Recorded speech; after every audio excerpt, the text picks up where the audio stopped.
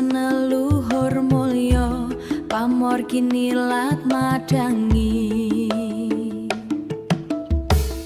ati kang resah lan sepi ing warangka tansah nyimpen rasa jero kang ora katon dudu gaman sembarangan nanging tuntunan uripan aja sembrono nggawa pusaka yen ati durung resik rasa kudu eling kudu waspada urip iki mung titipannya.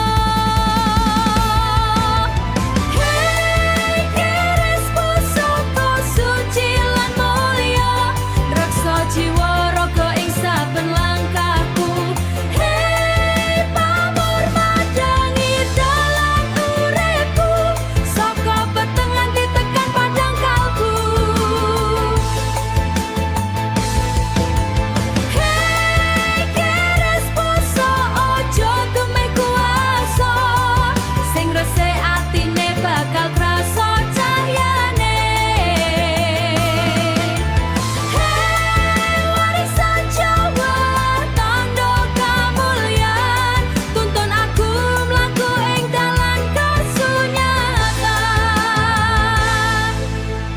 Saben kuratan ana crita saka jaman kang wis ana dudu kanggo gagagahan nanging elingke kabecikan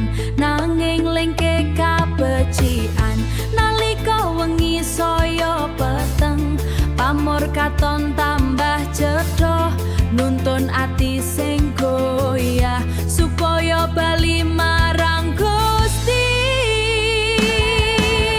Hey keris pusaka suci lan mulya reksa jiwa raga ing saben langkahku dalan uripku saka peteng nganti tekan padang kalbu.